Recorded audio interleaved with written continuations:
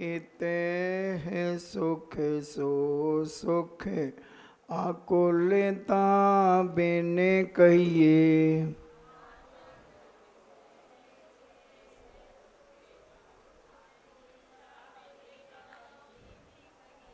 पाठ करना है आप सब एक साथ। आकुलता से बेमाही नाता तही सुमग लाग्यो चाहिए।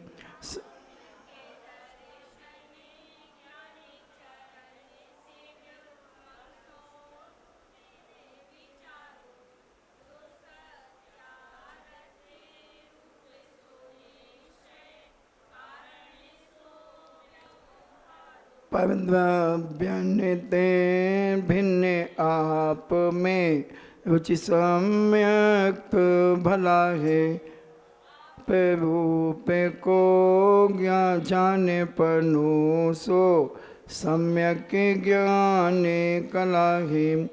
आप रूप में लीन रही थे सम्यक चारित्व सोई। अव्यवहार मोक्ष मग सुनिए हेतु नियत को होई।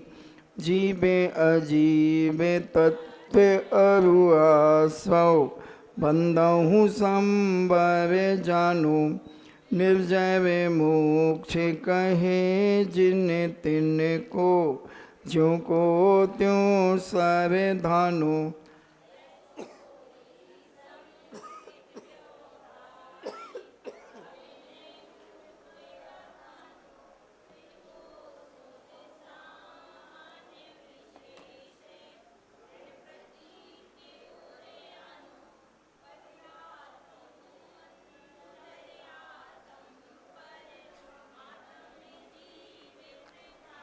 देह जीव को एक गे नहीं बही रात में तत्व मुदा है। उत्तम मध्यम जगन त्रिविध के अंतर आत्म ज्ञानी। दुविध संग बिन सुध उपयोगी मुनि उत्तम निज ध्यानी। मध्य में अंत में आत्म में जे देश व्यति अनगारी। जगन कहे अभिरत समय दृष्टि।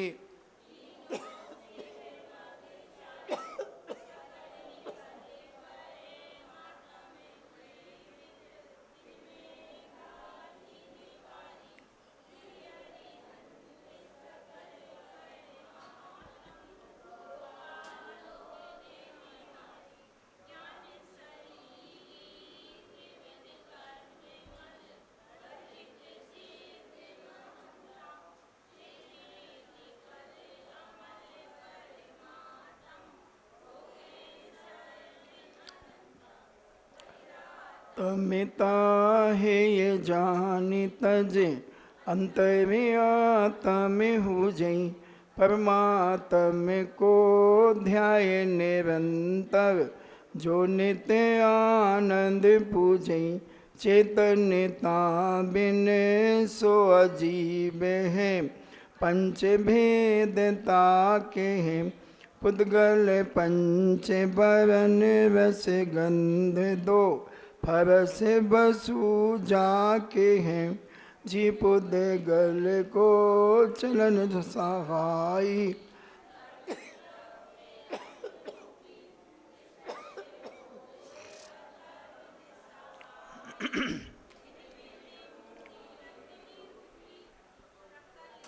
बेको बास जास में सो आकाश पिछानो। नियत बरत नानस दिन सो बेवे हावे काल परिमानो।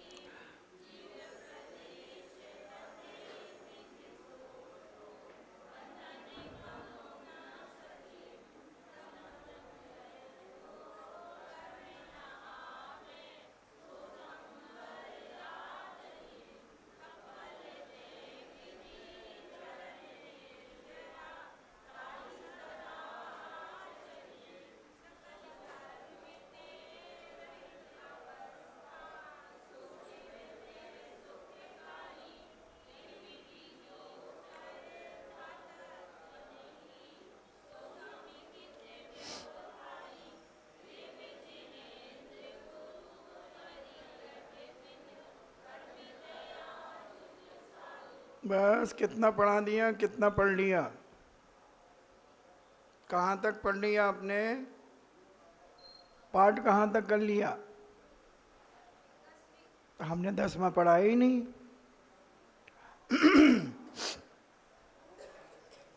हाँ, आश्रम के त्याग का उपदेश और बंध संवर और निर्जरा का लक्षण, ये कल हो गया था। चलो फिर से पढ़ा देते।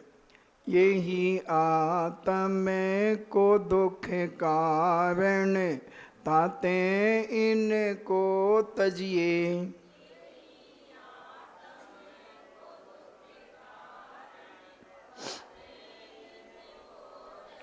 जीवे प्रदेश बंधई विधि सो बंधन कबहु ना सजिए।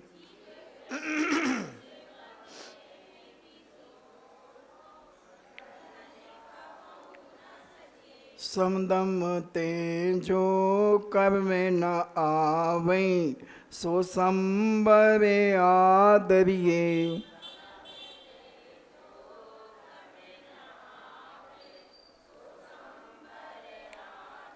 तप बल तई विधि झवन निर्जरा, ताहि सदा आचरिये।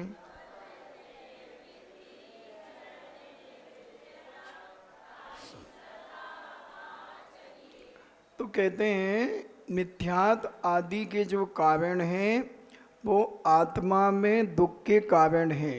यानी मिथ्या दृष्टि जीव जो जैन होकर के भी मिथ्यात्व का पोषण करता है वो व्यक्ति नियम से दुखी होता है। अभी हमने प्रवचन में कल या परसों कहा था कि जो दिगंबर जैन होने के बावजूद अगर यहाँ वहाँ अन्य जगह अपना मस्तक झुकाता है तो वो नियम से एक तो संपन्नता नहीं होगी उसके घर में, वो मध्यम वर्गीय होगा और उसके घर में कलह होगी, मानसिक तनाव होंगे, कोई बच्चे आदि मंद बुद्धि भी हो सकते हैं। क्योंकि जहाँ आपका कोई लेन देन नहीं है, कोई आना जाना से मतलब ही नहीं है और आप वहाँ जाएंगे तो आपकी उपेक्षा होगी, आपकी इज्जत तो वहाँ बनेगी नहीं। इज्जत तो वहाँ बनेगी जहाँ आपका कोई ना कोई कांटेक्ट है। हमने उदाहरण दिया था, जिस स्कूल में आपका एडमिशन नहीं है और उस स्कूल में आप अगर पेपर देने जाते हैं तो फेल होंगे कि पास? फेल होंगे। उसी प्रकार जब हमारे बाप दादा जिनेंद्र भगवान की पूजा अर्चना करते चले आ रहे हैं, उनकी भक्ति आदि करते चले आ रहे हैं, तो हम एक अलग से टांग क्यों पसारें? हम अलग से अगर जाएंगे तो हमारी कोई इज्जत नहीं होगी और इज्जत नहीं होगी तो हमें पुण्य का बंध नहीं होगा, पुण्य का बंध नहीं होगा तो पाप का बंध होगा और पाप का बंध होगा तो हमें अनेक परेशानियां हमारे जीवन में आएंगी। कुछ लोग परेशान होते हैं तो यहाँ वहाँ भटक जाते हैं, चलो वहाँ चलते हैं, वहाँ से कुछ हो जाएगा, वहाँ से कुछ हो जाएगा। कहीं से कुछ नहीं होगा। जब भी होगा तो जिनेंद्र भगवान के चरणों से ही होगा। उनकी भक्ति से ही हमें सब कुछ मिलेगा। इसलिए अपने जीवन में इतनी आस्था और दृढ़ता के साथ जीवन जियो कि जो कुछ भी हमारे जीवन में अच्छा बुरा होगा वो जिनेंद्र भगवान की भक्ति के कारण से ही होगा और हमारे कर्म से होगा।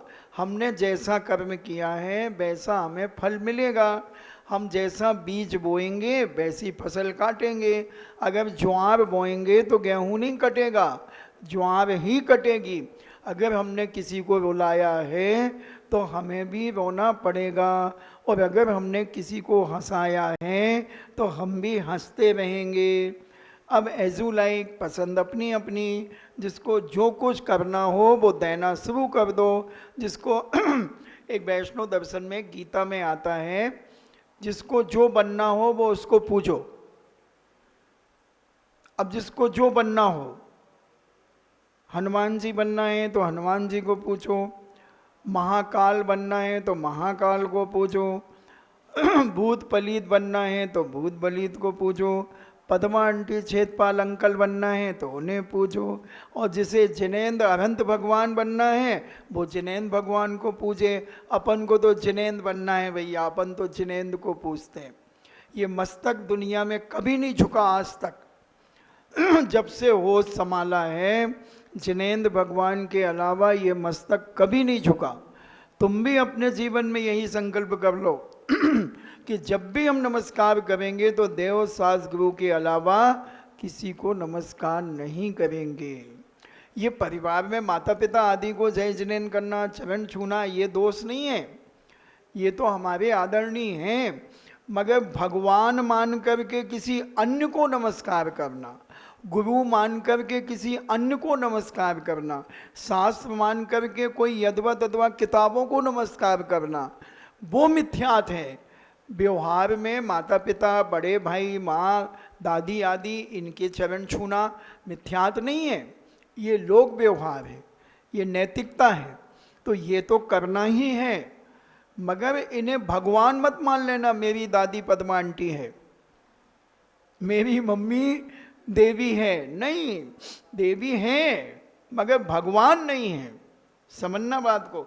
नहीं तो तुम कहो कि भाई माता पिता के चरण छूना मिथ्यात हो जाएगा क्या? नहीं, ये तो करना ही है, ये तो व्यवहार है, और ये सज्जन बच्चों का कार्य है, अपने से बड़ों के चरण छूना, उनकी आज्ञा का पालन करना, उन्हें जय जिनेंद्र कहना, उनके आदि आदर सम्मान आदि करना, इन्हें भगवान मान लेना। समझना बात को। जो भगवान नहीं है उन्हें भगवान मानना, वो कहलाता है मिथ्यात। मिथ्यात का मतलब है उल्टा, जो चीज़ जैसी नहीं है उसे वैसा मानना, वो मिथ्यात है। नहीं तो फिर बच्चे कल से माता पिता की इंसल्ट ही करना शुरू कर दें, तो मिथ्या दृष्टि हो, अगर हम तुम्हें कुछ करेंगे तो ऐसे नहीं करना है। समझ गए ना? तो यही यानी जो मिथ्यात आदि हैं वो हमारे आत्मा के दुख के कारण हैं। ताते ही इसलिए इनको, इन मिथ्यात आदि को तजिए, यानी इसको निकाल दीजिए, अपने अंदर से हटा दीजिए। जीव प्रदेश, आत्मा के प्रदेशों का विधिशों यानी कर्मों में जो बंध जाना, बंध की डेफिनेशन बता रहे हैं कि बंध किसे कहते हैं। जब हम राग देश कसाई करते हैं तो हमें अनेक प्रकार के कर्म आते हैं और वो हमारी आत्मा में चिपक जाते हैं, तो वो बंधना कहलाता है, बंधन कहलाता है। और वही बंध कभी भी न सजिए, मतलब उसको कभी अपनी आत्मा में सजाइए नहीं, फंसाइए नहीं, लगाइए नहीं। सम यानी उपशम, यानी कसायों का उपशम, दम यानी इंद्रियों का संबर। अपने मन में कसाय को ज़्यादा बड़ा, कसाय तो होगी मगर तात्कालिक उसको निपटा देना चाहिए। मान लो आपकी माँ ने थोड़ा सा कुछ टाइट के कर दिया तुम्हारे लिए, तो तुम मुंह फुला के बैठ गई गुब्बारा बना करके। अब उसमें एक मक्खी बैठेगी तो वो गुब्बारा फट बोल जाएगा। इसलिए वैसे ही थोड़ी सी देर के लिए मुंह बना लो और फिर मम्मी के चरण छू के जय जिनेंद्र कर लो, तो मम्मी कहेगी बदमाश कहीं की, अभी तो मुंह फुला के बैठी थी और अब चरण छू लिए, तो कहना जय जिनेंद्र। तो इससे गुस्सा भी शांत हो जाएगा। और गुस्सा करना किससे? और गुस्सा अगर आ भी जाए तो बढ़िया मटके का एक गिलास पानी लो और धीरे धीरे पीना शुरू कर दो। जैसे दूध उबलता है तो मम्मी क्या करती है, माँ एक चम्मच पानी लेकर को दूध में डाल देती है, तो दूध उबलना बंद हो जाता है और फिर उसे सिगड़ी से उतार लेती है। उसी प्रकार समझदार माता पिता, बेटा बेटी, बहू, बाल बच्चे जब गुस्सा आए तो 2-3 घूंट पानी पी लो। जब अंदर का खून उबलता है तो उसमें ठंडा ठंडा पानी जाएगा तो गुस्सा शांत हो जाएगा। एक और गुस्सा रोकने का तरीका है, जब क्रोध आए तो पानी भर लो, ना अंदर ले जाओ और ना बाहर निकालो, मुंह में भर लो। अब गुस्सा करो, कौन माई के लाल में दम है गुस्सा करने की। पानी अंदर भी नहीं जाना चाहिए और बाहर भी नहीं निकलना चाहिए, मुंह में भर गया पानी। अब गुस्सा करेंगे ही नहीं। या फिर स्थान चेंज कर दो, इस कमरे में बहस हो रही थी, गुस्सा आने वाला था, दूसरे कमरे में चले जाओ। और नहीं तो अपने माला उठाओ, नमो विंताणम नमो सिद्धाणम, माला फेरने लगो, या मौन हो जाओ। अब इतना नहीं बनता महाराज जी, हमें तो कुछ कहना ही है, हमें तो जवाब देना ही है, तो दो। क्या कहना जवाब में? जब बहुत देर हो जाए, सहन शक्ति से बाहर हो जाए, नमो विंताणु नमो सिद्धाणु नमो अभियम नमो ज्ञानम नमो, खूब जोर से 2-3 बार नमो का मंत्र पढ़ दो। तो माँ क्या बड़ी धर्मात्मा ही नमो कान पढ़ने लगी, काम धाम तो करती नहीं, और डांट दो तो मुंह फुला लेती है, बड़बड़ करती है। फिर कह दो नमो विंताणु नमो सिद्धाणु नमो अभियम नमो ज्ञानम, सब लोग हंसने लगेंगे, गुस्सा खत्म हो जाएगा। तो सीखो कला। फिर समदमते, तो जो हमारी कसाएं आदि हैं, इनका इंद्रियों का दमन करो, इनको शांत करो, और कर्म न आवई सो संबर आदमी। तो जब नए कर्म नहीं आएंगे तो वो संबर हो जाएगा। जैसे यहाँ से लोग आ रहे हैं और अपन ने ये गेट बंद कर दिया, तो अब लोग आएंगे ही नहीं, तो ये संबर हो जाएगा। तो ऐसे ही जब अपन क्रोध आदि नहीं करेंगे, मिथ्याद आदि का पालन नहीं करेंगे, तो हमारे कर्मों का आना रुक जाएगा, तो वो संभव आ जाएगा। तप बलते विधि झरन निर्जरा ताही सदा आचरिए। और थोड़े छोटे नियम आदि लेकर के हम उसको तप कहते हैं। कोई भी नियम ले लिया कि आज हम 1 घंटे पानी नहीं पिएंगे, जब प्यास लगेगी तो हम 15 मिनट बाद पानी को पिएंगे। आज अष्टमी है, आज हम बाजार की कोई भी चीज़ नहीं खाएंगे, हमारे माँ के द्वारा जो कुछ हमें दिया जाएगा उसे हम ग्रहण करेंगे, ये भी तप हो गया। तो कहते हैं तप बलते विधि झरन निर्जरा, यानी तप के प्रभाव से हमारे अनेक प्रकार के कर्मों की निर्जरा हो जाती है। निर्जरा का मतलब है झड़ जाते हैं। जैसे आम के मोर लगता है और उस मोर में से फूल बहुत सारे झड़ जाते हैं, या छोटी छोटी अमियाँ आंधी तूफान से टूट करके नीचे गिर जाती हैं। ऐसे ही हमारे कर्म भी आत्मा में जो चिपके हुए थे वो झड़ना चालू हो जाते हैं, थोड़े थोड़े रूप में उनकी निर्जरा कहलाती है। उस निर्जरा को सदा आचरिए, ऐसा अपनी आत्मा में ऐसा आचरण सदा करते रहिए, जिस आचरण के माध्यम से हमारे कर्मों का, इसे क्षय भी कहते हैं, झड़ना भी कहते हैं, निर्जरा भी कहते हैं। तो ऐसा कार्य अपने जीवन में सदा करो। ऐसे काम करो कि नया कर्म का बंध ना हो और पुराने कर्म हमारे झड़ते रहें। अब मोक्ष तत्व का लक्षण और व्यवहार सम्यक दर्शन का स्वरूप कहते हैं।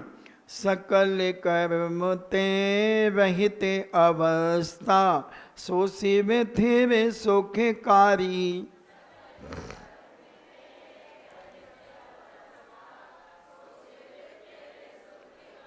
ई विधि जो सरे धातत्वन की, सो सम किते व्यवहारी।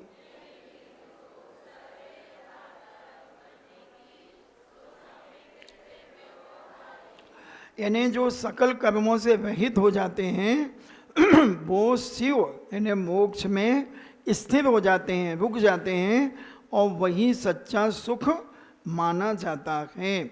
और उधर वो सुख कभी समाप्त नहीं होता। जब पूरे 8 कर्म नष्ट हो जाते हैं, शिव कहो, मोक्ष कहो, मुक्ति कहो, ये सब इसके पर्यायवाची हैं।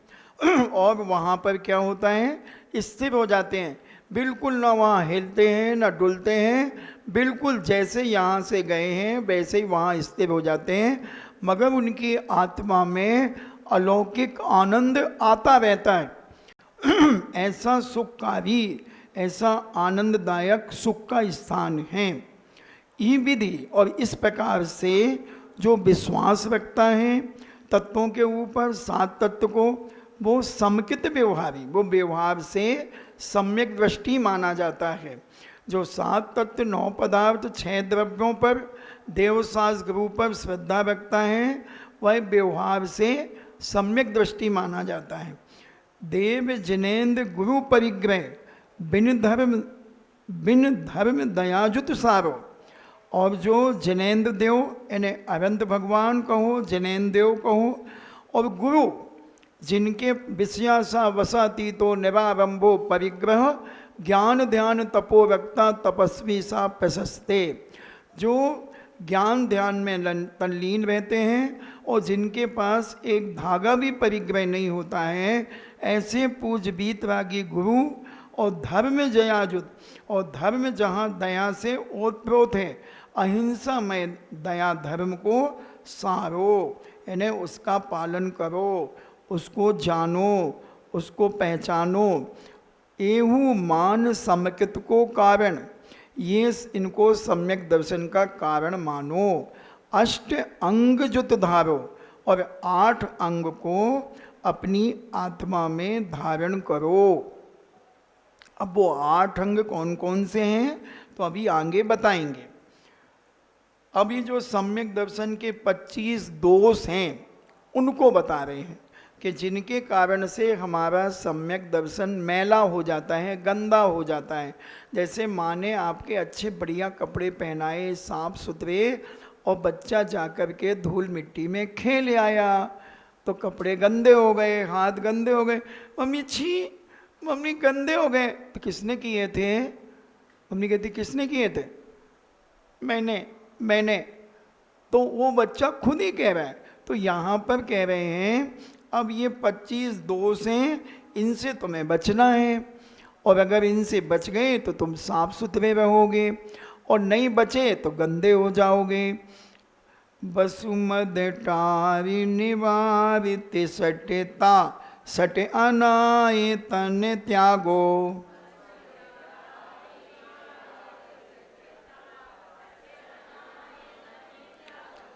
वसु यानी 8, मद यानी अहंकार, ईगो, इनको टाल करके, इनको छोड़ करके, यानी 8 मद जो होते हैं वो भी आगे बताएंगे कौन से 8 मद होते हैं। उन 8 मदों को त्याग करके और क्या करना है? तिसटता, 3 मूलता यानी अज्ञानता, इन अज्ञानता को छोड़ करके, हटा करके सट अनायतन त्यागो, तो 6 अनायतनों को छोड़ना है।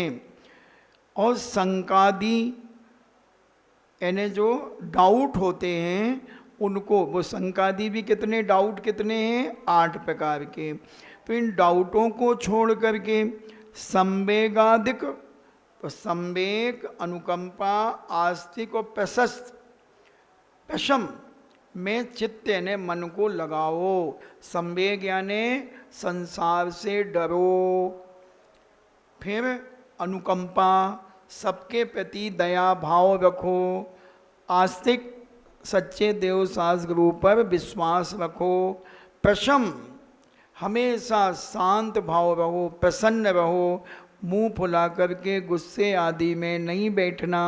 जो बच्चे गुस्सा करते हैं उनके शरीर में मांस नहीं बनता और वो 13 हड्डी 14 बोल्ड बने रहते हैं, नर कंकाल के समान। इसलिए अच्छे प्रसन्न रहो, बढ़िया खाओ तो रस बनेगा, रस बनेगा तो मांस बनेगा, मांस बनेगा तो हड्डी बनेगी मजबूत। इसलिए गुस्सा किससे करना? माता पिता से, जिसने जन्म दिया उन्हीं से लड़ पड़ना, भाई बहनों से लड़ पड़ना। लड़ने के लिए भाई बहन बने थे क्या? लड़ने के प्रति माता पिता बने थे क्या? लड़ने के लिए विवाह किया था क्या पति पत्नी ने? किस लिए विवाह किया था?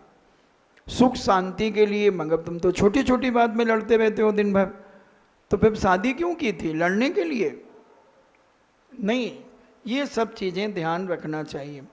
फिर कहते हैं अष्ट अंग अरु दोष 25 तिन संक्षेप कहिए।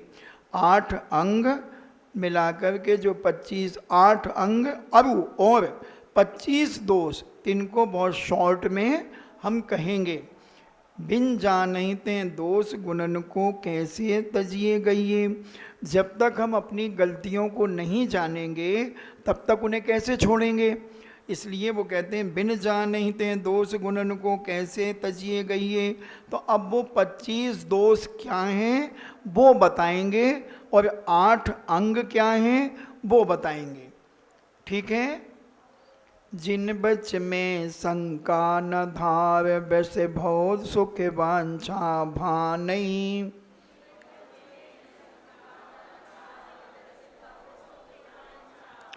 इन्हें जिनेंद्र भगवान ने जो कहा है उसमें किसी भी प्रकार का डाउट नहीं करना चाहिए, शंका उत्पन्न नहीं करना चाहिए। ऐसा जिनेंद्र भगवान ने जो भी तत्वों का उपदेश दिया है वो हमें अपने जीवन में नहीं करना चाहिए। तो वो निशंकित अंग कहलाता है। निशंक बिल्कुल नहीं। जिनेंद्र भगवान ने कहा है, ये अन्यथा हो ही नहीं सकता। जिनेंद्र भगवान से ज़्यादा दुनिया में कोई जानता ही नहीं है। उन्होंने जो कहा है उसमें किसी प्रकार का विकल्प नहीं करना, संदेह नहीं करना, कोई डाउट नहीं करना। तो ये पहला अंग हो जाता है निशांकित अंग। फिर वृष, वृष यानी धर्म, धर्म को धारण कर, धर्म को धारण करके क्या करना, भव सुख वांछा भाने। जब ये हम अपने जिनेंद्र भगवान के बताए हुए धर्म को अपनी आत्मा में धारण करेंगे तो संसार के सुखों की हम चाह नहीं करेंगे, हम पंच इंद्रियों के विषयों की इच्छा नहीं करेंगे। तो ये निकांक्षित अंग हो जाता है, इच्छा रहित। धर्म हम किस लिए करते हैं? हम तो रोज मंदिर जाएंगे, भगवान का पूजन करेंगे तो हम परीक्षा में पास हो जाएंगे। हमारी बिटिया का विवाह नहीं हो रहा है तो हम शांति विधान करेंगे तो हमारी बिटिया का विवाह हो जाएगा। तो ये इच्छा हो गई, कांक्षा हो गई। और तुम इच्छा रहित करो, धर्म करोगे तो तुम्हारी अपने आप सब मनोकामना तो वैसे पूरी हो जाएंगी। किसान अगर गेहूं बोता है तो किसान किसके लिए गेहूं बोता है? गेहूं के लिए कि भूसा के लिए? तो भूसा तो अपने आप मिलता है ना। उसी प्रकार हम जिनेंद्र भगवान की भक्ति करेंगे, कर्म काटने के लिए करेंगे तो हमें अपने आप पुण्य बंद से हमारा काम तो वैसे ही हो ही जाएगा। दुकान खोलेंगे तो ग्राहक तो आएगा और ग्राहक आएगा तो हमारा पैसा आएगा। उसी प्रकार हम जिनेंद्र भगवान की भक्ति उपासना करेंगे, पूजन करेंगे, गुणानुवाद करेंगे तो पुण्य का बंध होगा। और पुण्य का बंध होगा तो हमारे बिगड़े काम अपने आप होते चले जाएंगे। मांगना क्यों? मांग करके क्यों करना? तो निकांक्षित अंग हो गया। मुनितन मलिन न देख घिनावे, क्योंकि मुनिराज आदि जो हैं वो स्नान नहीं करते हैं तो उनके शरीर में मैल आदि लग जाता है। तो उनको देख कर गए कितने गंदे लोग हैं, ये कैसे साधु हैं। जब 1983 में पूज्य आचार्य विद्यासागर जी सत्संग श्री सम्मेश शिखर की वंदना करने के लिए गए थे तो उस समय उनके शरीर में बहुत मैल लग गया था, क्योंकि रास्ते में विहार कर रहे थे धूल मिट्टी पसीना आदि से। तो हम भी वहाँ गए थे तो एक सरदार जी कहते हैं कि इतने अच्छे महाराज हैं फिर भी ऐसे गंदे क्यों रहते हैं? तो हमें तो ज्ञान था नहीं। तो हमने कहा भैया ये अपने शरीर से ज़्यादा अटैचमेंट नहीं रखते हैं, अपने शरीर का ज़्यादा ध्यान नहीं देते हैं, इसलिए इसकी ये सेवा नहीं करते हैं, इसलिए मैल जम गया है। और ज़्यादा आपको अगर जानना हो तो आप उन्हीं महाराज से बात कर लो। तो शरीर के प्रति साधु संत जो होते हैं उपेक्षा करते हैं। तो मुनितन मलिन न देख घिनावे, तो अपन अपनी सहेली को अपने साधर्मी भाइयों को देख के घृणा नहीं करे, गंदा, उसको समझाओ तो उससे घृणा मत करो, उससे कहना अच्छे साफ सुथरे रहना चाहिए, बीमारी हो जाती है इसलिए अच्छे नहाया धोया करो, बढ़िया साफ सुथरे कपड़े पहना करो, अच्छे रहा करो, मगर उससे घृणा करना वो गलत है। साफ सुथरा तो रहना है मगर घृणा नहीं करना। तत्व को तत्व पहचानो और उनके मलिन आदि शरीर को देख करके घृणा नहीं करना। तो ये कौन सा अंग कहलाता है? निर्विचिकित्सा अंग। जब अपन रत्नकंडक सावकाचार्य पढ़ेंगे तो उसमें इनकी एक एक स्टोरी भी दी है। अभी हमने जब आगरा में प्रवचन दिया था तो सम्यक दर्शन के ऊपर 2 महीने प्रवचन दिया है। इन 8 अंगों को लेकर के 2 महीने तक प्रवचन दिया। तो ये सारी स्टोरियाँ उसमें अनेक प्रकार से बताई हैं। शाम को 5 बजे जनवाणी चैनल में वो प्रवचन आते हैं दर्शन विशुद्धि को लेकर के। तो ऐसे तत्व कुतत्व पहचाने, तत्व क्या है, कुतत्व क्या है, यानी सही क्या है और गलत क्या है, इसकी पहचान करना वो अमूढ़ दृष्टि अंग कहलाता है। फिर कहते हैं निज गुण अरु पर अवगुण ढाकई वा नज धर्म बढ़ावई। तो अपने तो गुणों को ढांकता है, जो अपनी अच्छाइयाँ होती हैं उनको तो छुपाता है सम्यक दृष्टि, और दूसरों के अवगुणों को छुपाता है।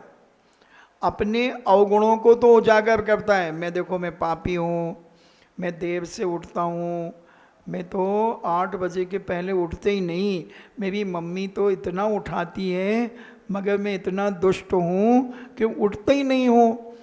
अच्छा, और आप तो कितने अच्छे हैं, आप तो 5 बजे उठ जाते हैं, आप मॉर्निंग वॉक के लिए भी जाते हैं, हाँ आप एक्सरसाइज भी करते हैं, हाँ आप तो सब कुछ अच्छा करते हैं, मगर मैं देखो पापी, मैं नहीं कर पाता। तो ये अपने अवगुणों को उजागर करना और दूसरों की गलतियों को छुपा देना, ये कौन करता है? ये सम्यक दृष्टि जीव करता है। वो उपगूहन अंग वाला माना जाता है, यानी दोषों को छुपा देता है और गुणों को उजागर कर देता है। और अपन क्या करते हैं? अपने गुणों को तो खूब बखान करते हैं, मेरा बेटा ऐसा, मेरी माँ ऐसी, मेरे पति ऐसे, पप्पू के पापा ऐसे, सब दुनिया की तारीफ करेंगे। और दूसरा कुछ अपनी कहेगा, अब भाई हम चलें, अब टाइम हो गया, देखो बच्चों को रोटी वोटी बनाना होगी। तो अपनी रामायण तो सुना दी और दूसरों की बात सुनने के लिए टाइम नहीं है। तो ऐसे व्यक्ति दूसरों के दोषों का उजागर करते हैं, वो मिथ्या दृष्टि कहलाते हैं। और अपने अवगुणों का जो उजागर करते हैं और दूसरों के गुणों को उजागर करते हैं, दोषों को छुपा देते हैं, वो सम्यक दृष्टि कहलाते हैं। उपगूहन अंग, हाँ क्या कहते हैं? अमूढ़ दृष्टि हो गया। निज गुण अरु पर अवगुण ढाकई, यानी अपने गुणों को छुपाना और दूसरों के गुणों को उजागर करना। तो ये, और निज धर्म यानी अपनी आत्मा को बढ़ावा देता है। इससे क्या होता है?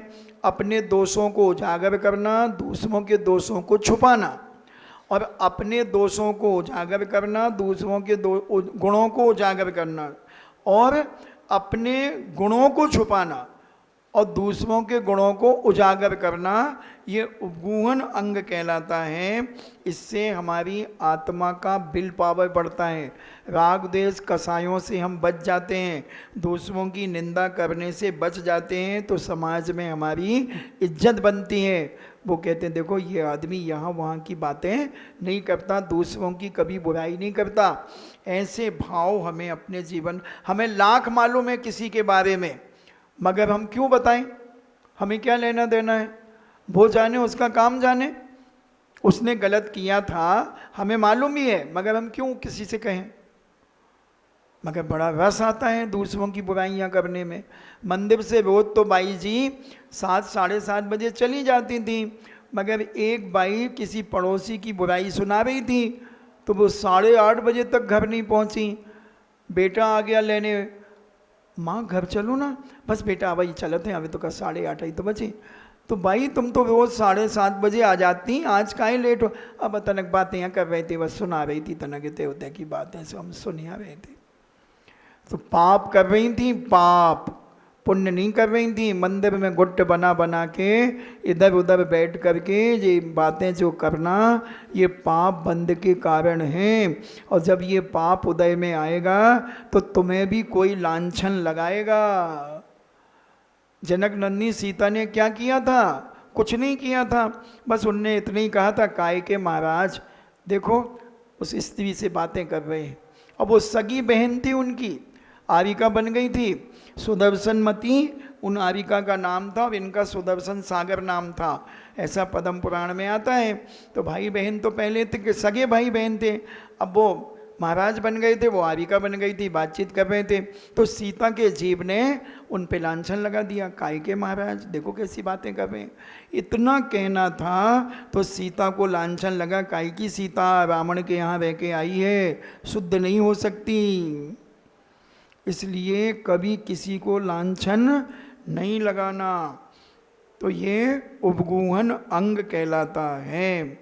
फिर कहते हैं कामा देखे कर बिस्तही चिगते निज पर को सुदिढ़ावई, यानी कोई अगर मार्ग से विचलित हो गया है, मोक्ष मार्ग से कोई साधु त्यागी व्यक्ति किसी पाप के उदय से, पूर्व जन्म के का पाप कर्म के उदय से मार्ग से पतित हो गया है, जैसे तुम्हारे यहाँ के एक क्षुल्लक जी पतित हो गए थे, इस एरिया में काफ़ी रहे वो, तो उन्हें पुनः मार्ग पे स्थित करना। जैसे कोई चलते चलते गिर जाए तो उसे उठा करके फिर खड़ा करके उसके हाथ पैर में हाथ फेर करके स्वस्थ करके उसको पुनः चला देते हैं।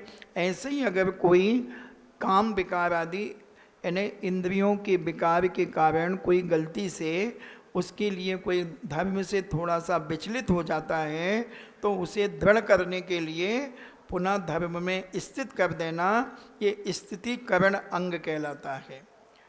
ठीक है। धर्मी सौ गौवस्य पीति समय कर निज धर्म में दीपावई।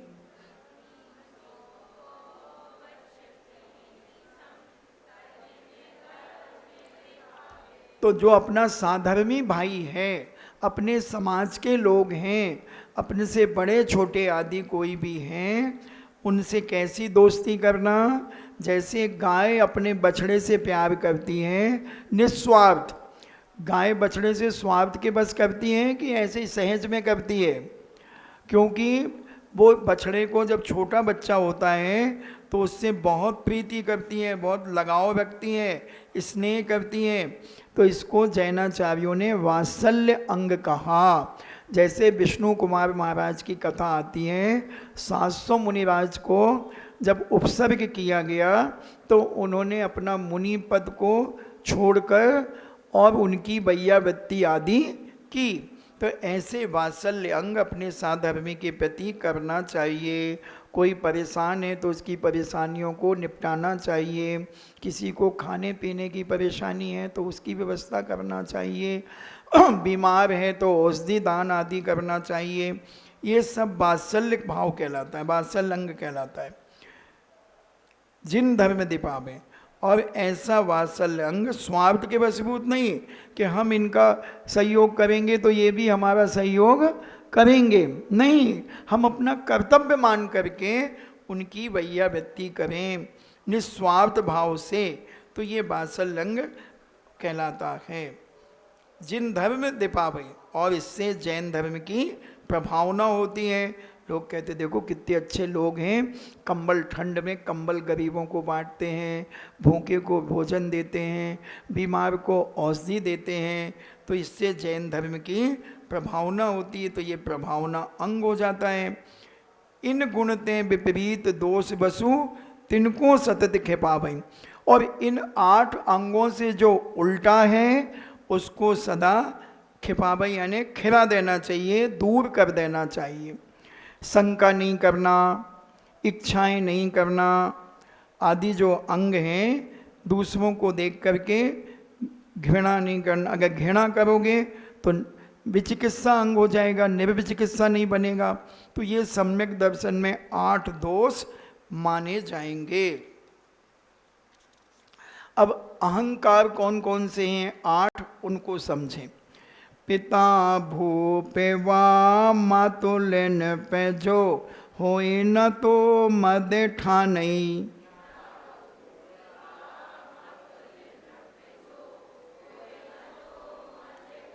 मदना रूप को मदना ज्ञान को धन बल को मद भानई।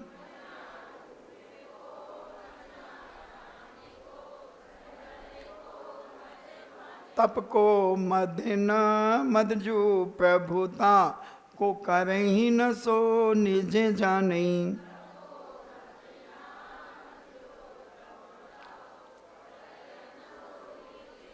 मद धारई तऊ यही दोष बसु समकित को मल ठानई।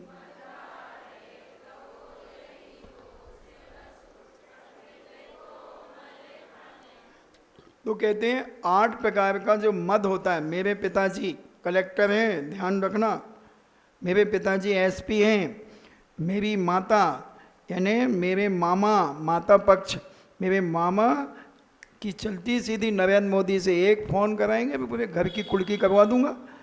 तो ये अहंकार करना। भू मेरे पिता आदि जो हैं वो राजा आदि हैं, मतलब प्रभावशाली हैं, उसका अहंकार करना। मेरी माता की, मेरी मम्मी की इतनी चलती है, 1 मिनट में फ़ोन करेगी अभी कलेक्टर मेरे घर आ जाएगा, इतना प्रभाव है मेरा। पुलिस वाले तो मेरे आगे पीछे घूमते हैं।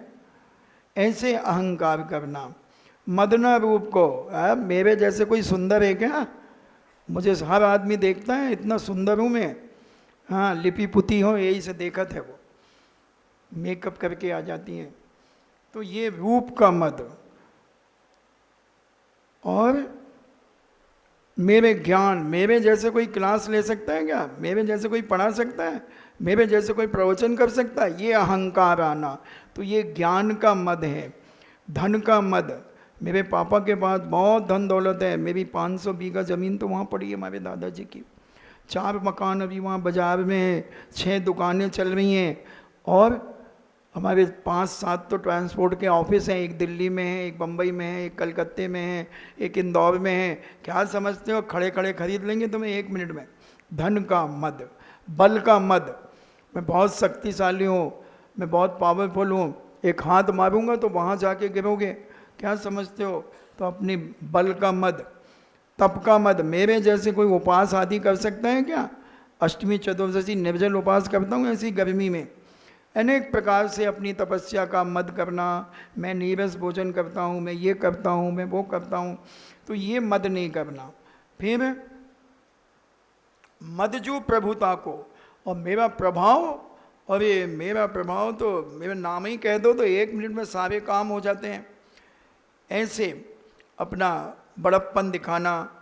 करें सो निज जाने, यानी इस प्रकार तप को मदना, मदजू प्रभुता को करें नासो निज जाने, तो वो अपने आत्मा के स्वरूप की पहचान नहीं करता है, ऐसा अहंकारी व्यक्ति। मद ढावें तो यही दोष बसु समकित को मल ठाने।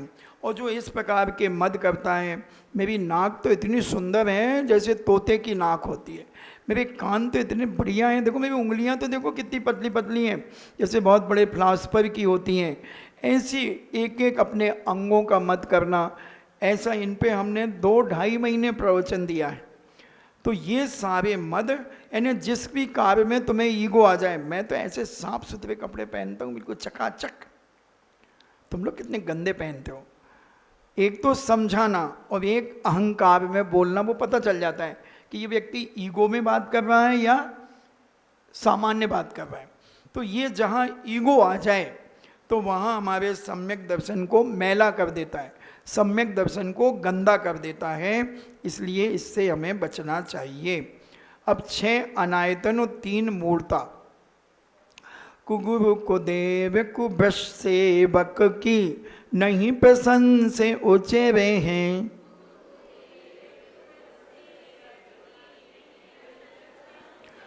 जिन मुनि जिन सुते बिन कुगुरादिक तिने न नमन करे हैं।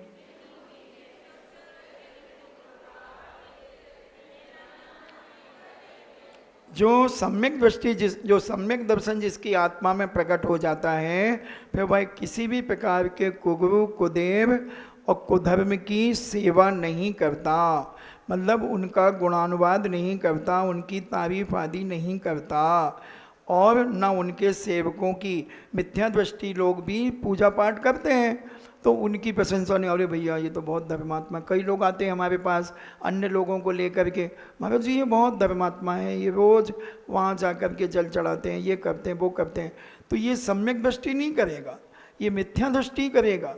कुगुरु कुदेव को धर्म की उनकी भी प्रशंसा नहीं करेगा, उनकी सेवा करने वालों की भी प्रशंसा नहीं करेगा।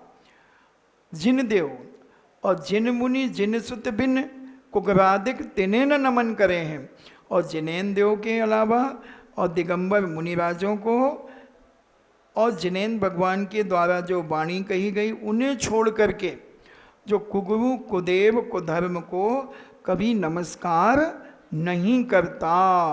एक घटना आती है, अब टाइम बहुत हो रहा, आज पूरा करना, कल एग्ज़ाम है तुम्हारे, 3 श्लोक बाकी हैं अभी।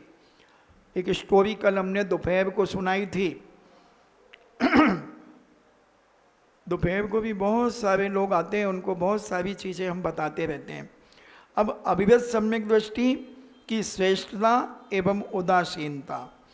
दो से रहित गुण सहित, दो से रहित गुण सहित सुधीजे, सम्यक दर से सजे हैं।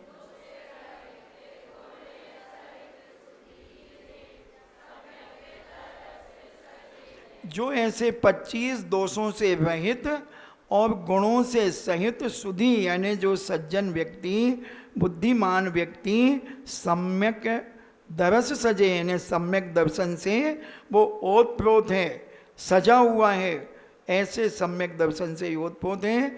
और चारित मोह बस लेस न संजम, पैसुरनाथ जजे हैं, और जिसकी इतना विश्वास देव शास्त्रों के प्रति होता है और ये 25 दोषों से जो रहित होता है, भले वो किसी प्रकार का कोई नियम ना ले, त्यागी व्रती ना बने, तो भी स्वर्गीय देवता उसकी जय जयकार करते हैं, उसका सम्मान करते हैं, बहुमान करते हैं, कहते वाह भैया तुम्हें सच्चे देव शास्त्रों के प्रति आस्था है। कोई तुमने ऐसा नियम नहीं लिया कि हम व्रती बनेंगे, व्रती नहीं बने फिर भी तुम अभी सामान्य व्यक्ति हो, कोई व्रती तो नहीं है ना, मगर तुम्हारी आस्था विश्वास अगर सच्चे देव शास्त्र के ऊपर है और 25 दोषों से तुम रहित हो और 6 महीने से ज़्यादा तुम किसी के प्रति कसाय भाव नहीं रखते हो, तो स्वर्गीय देवता तुम्हारे चरणों में आकर के तुम्हें जय जयनेंद्र करेंगे और तुम्हारे जय जयकार करेंगे। आज भी आ सकते हैं देवता, ऐसा मत है कि देवता नहीं आएंगे, भवनत्व के देवता आ सकते हैं, भवनवासी, जोशी और वैमानिक, ऐसे 3 प्रकार के देवता आज भी आते हैं। गेही पे ग्रह में न रचई जो जलते भिन्न कमल है। तो सम्यक दृष्टि कैसा रहता है, घर में रह के भी वह आसक्त नहीं होता, अटैचमेंट नहीं रखता, हर चीज़ में अपने काम से काम रखता है। जैसे उदाहरण क्या दिया उन्होंने, जल से जलते भिन्न कमल है, जैसे कमल का फूल तालाब में खिलता है मगर पानी से ऊपर रहता है और जड़ उसकी कीचड़ में रहती है, उसी प्रकार जो सम्यक दृष्टि जीव होता है वो घर गृहस्थी में रहता हुआ भी उसमें रचा पचा नहीं रहता, अपने काम से काम, बहुओं को नेंदना छेंदना नहीं, बहुएं क्या कर रही हैं उनको उंगली नहीं उठाना, ठीक है अपने तो 2 टाइम की रोटी खाई, अपने अरण सिद्ध कर रहे हैं, और यहाँ वहाँ की बातों से सम्यक दृष्टि बचता है। नगर नारी को प्यार यथा कांदे में हेम अमल है। जैसे बेश्या होती है, नित्यांगना होती है, वो प्यार तो करती है, क्या वो सच्चा प्यार करती है उस पुरुष से? वो तो पैसे से प्यार करती है, पैसा देते जाओ तो प्यार करती रहेगी, और पैसा नहीं दिया तो सेप्टिक टैंक में पटक देगी। हमारे यहाँ एक चारू कीर्ति की कहानी आती है। तो ऐसे तो वो कह रहे हैं नगर नारी को प्यार यथा, नगर नारी किसे कहते हैं, जो दुराचारणीय स्त्रियां होती हैं, जिनके कैरेक्टर लूज होते हैं, वो नगर नारी कहलाती हैं। तो उनका प्यार तो आर्टिफिशियल होता है। और आप देखती भी हैं, आपकी सहेलियां लड़कों से दोस्ती कर लेती हैं, और जब बात, ओ तू आया नहीं, देख मैं कब से इंतज़ार कर रही थी, और मैं तेरे बिना कैसे रहूँगी, दुनिया की बातें करती हैं। और इतने में दूसरे का फ़ोन आ गया, चल रही क्या? आ रही हूँ मैं अभी। कहाँ पर हो? कहाँ पर हो? India cafe. बस आई, और उसको फ़ोन काटा और वो गई उसके साथ। और रास्ते ही में तीसरे का फ़ोन आ गया, कहाँ पर है? यहाँ पर। कैसे हैं? स्कूटी। अरे पागल, स्कूटी छोड़, मैं कार लेकर के आया हूँ। हैं, चलूँ? हाँ चल। अब उसको भी छोड़ दिया और तीसरे के साथ कार में चली गई। ये दुष्चरित्रिणी कहलाती हैं, ये धोखेबाज कहलाती हैं। तो ऐसे ही बेस्यां होती हैं। नगर नारी को प्यार यथा कांधे में हैन हेम अमल है। तो कहते हैं ऐसे कीचड़ में जैसे सोना पड़ा रहता है, तो भी सोना कभी अशुद्ध नहीं होता है। ऐसे ही सम्यक दृष्टि घर में रह करके भी राग देश कसाय आदि से रहित रहता है और अपने जीवन को सदमार्ग पर लगाता रहता है। कोई सुनता ही नहीं, सासू बड़बड़ाए चाहे बहू बड़बड़ाए। सासू भी मस्त रहती है, बड़बड़ाने दे तुझे क्या, मैं तो अपने धर्म के काम में लीन रहूंगी। और बहू भी कहती है सासू बड़बड़ा भी, मुझे क्या फर्क पड़ रहा, मैं गलत तो कर नहीं रही हूँ, चिल्लाने दो। और अगर बहू बड़बड़ाती है तो सासू कहती है बहू बड़बड़ाने दो, मुझे क्या फर्क पड़ता है। ऐसे सम्यक दृष्टि लोग रहते हैं। अब सम्यक दृष्टि कहाँ कहाँ उत्पन्न होता है और कहाँ नहीं उत्पन्न होता है, वो कहते हैं। प्रथम नरक बिन सट भूजो तिसे बाने भवन सट नारी।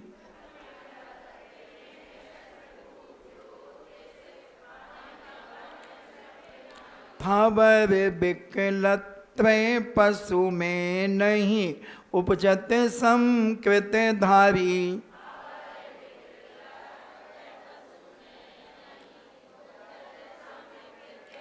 तो कहते हैं कि अगर किसी जीव ने पहले नरक आयु का बंद कर लिया और फिर बाद में सम्यक दर्शन प्राप्त किया है, तो वो पहले नरक से ज़्यादा नहीं जाएगा।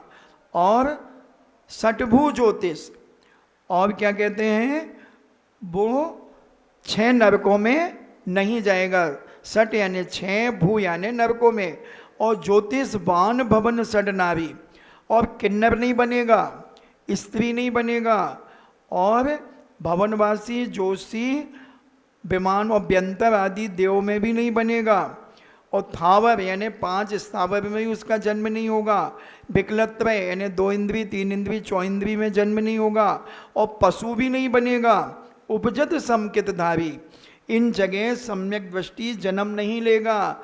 गरीबों के यहाँ जन्म नहीं लेगा, अच्छे सेठ साहूकारों के यहाँ जन्म होगा सम्यक दृष्टि का।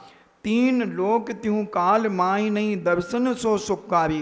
पूरे 3 लोकों में और तीनों कालों में सम्यक दर्शन से अच्छा कोई सुखकारी दर्शन नहीं है। इसलिए सम्यक दर्शन को अच्छी दृढ़ता के साथ अपनी अंतर आत्मा में धारण करो। सकल धर्म को मूल यही, इससे बिन करनी दुखकारी।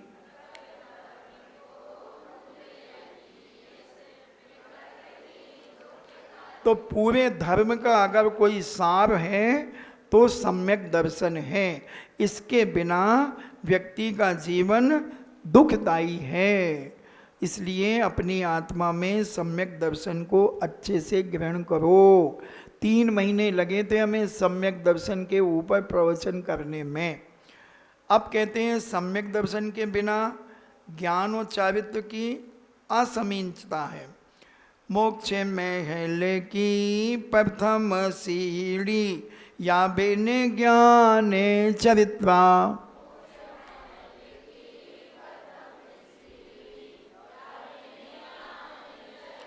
मोक्ष महल में यानी मोक्ष जाने के लिए सबसे पहली फाउंडेशन क्या है, पहली सीढ़ी क्या है, सम्यक दर्शन।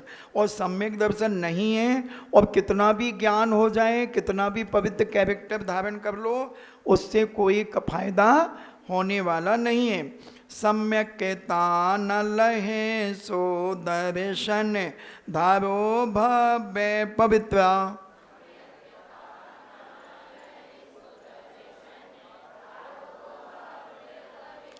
हे भव्य आत्मा, सम्यक दर्शन अपनी आत्मा में धारण करो, क्योंकि सम्यक दर्शन के बिना कोई कार्यकारी जीवन नहीं है। दौले समझ सुने चित सयाने, काले बिथा मत खोवई। तो दौलत राम जी अपने आप को समझा रहे हैं कि हे दौलत राम जी, अब चेत जाओ।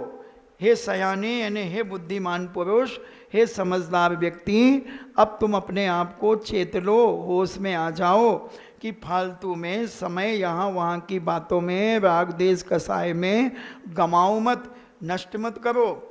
यह नर भव फिर मिलन कठिन है, जो सम्यक नहीं होवे। और ये मनुष्य पर्याय बार बार नहीं मिलती हैं, बहुत कठिनता से मिलती हैं। और सम्यक दर्शन नहीं होगा तो मनुष्य पर्याय भी नहीं मिलेगी। इसलिए अपने जीवन में सम्यक दर्शन को प्राप्त करो, फिर ज्ञान प्राप्त करोगे, फिर चारित्र प्राप्त करोगे तो मोक्ष तुम्हारे बहुत नज़दीक आ जाएगा, तुम मोक्ष के नज़दीक पहुंच जाओगे। ठीक 7 बजे अपनी क्लास पूरी हो गई। टाइम इज मनी, है ना। अभी महाराज साहब आए नहीं, तो अपन इसमें अब जिसको और कोई डिफिकल्टी हो तो आप पूछ लेना। मगर कल पेपर है ऑनलाइन, है पेपर बहुत सरल है, बहुत सरल। हमने कह दिया कि भैया हमने परीक्षा की दृष्टि से नहीं पढ़ाया, हमने तो उन्हें जैन बनाने की दृष्टि से पढ़ाया है। इसलिए आप पेपर को सरल बनाना, तो वो सरल बनाएंगे पेपर। तो इसलिए हमारा उद्देश्य क्लास रहने का यही था कि तुम्हारा मिथ्यात कैसे छूटे। बस मिथ्यात, इतना मिथ्यात है। आज अपन सहेलियों के सामने 7 बच्चे पता नहीं कहाँ कहाँ चले जाते हैं, एलिफेंट माउथ वाले के पास चले जाते हैं, कहाँ कहाँ चले जाते हैं। तो ये सारा मिथ्यात है, इससे बचना है। अपना जैसे मुसलमान भाई कट्टर होते हैं कि अपने धर्म के अलावा वो कहीं नहीं भटकते। भीख मांग लेगा मुसलमान भाई, मगर उससे कहो कि भाई भीख क्यों मांग रहे हो, कहता हमारे अल्लाह ताला ने ऐसे ही देखा होगा कि हमें भीख मांगना है तो हम मांग रहे हैं, अल्लाह ताला के खिलाफ नहीं जाएंगे हम। मगर हम थोड़ी सी परेशानी आ गई और कोई कहे क्यों भाई बहुत परेशान दिख रहे, अरे भैया बहुत परेशान, चलो हमारे साथ वहाँ चलो, फट से हम चले जाएंगे। मंदिर जाना छोड़ देंगे, मंदिर का द्रव्य लेकर के जा रहे थे और किसी ने कह दिया वहाँ चलो एक चमत्कारी बाबा आया है, अलग निरंजन, आगे डब्बा पीछे इंजन, हम दौड़ गए उसके पीछे, हम बीतरागी भगवान को छोड़ देंगे। तो ये सम्यक दृष्टि के लक्षण नहीं है, ये मिथ्या दृष्टि है। ये कभी संपन्न नहीं होंगे ऐसे आदमी, न ये सुखी रहेंगे, इनके घर में कलह मची रहेगी, राग देश होगा, झगड़े टंटे होंगे, मन विक्षिप्त होगा, बीमार रहेंगे, अनेक प्रकार से इनके घरों में परेशानियां रहेंगी। और जो देव सास गुरु के अलावा कहीं मस्तक नहीं झुकाता, वो भले कम अमीर रहेगा मगर बिंदास रहेगा, 2 टाइम की रोटी शांति से खाएगा, चेहरे पे बेंच मास सिकन नहीं होगी, आनंद में जीवन जिएगा। इन्हीं मंगल भावना के साथ जिनवाणी स्तुति जिनवाणी के ज्ञान से सूझे लोकालोक, सो वाणी मस्तक धर्म सदा दे तू धोक 9 बार नमोकार।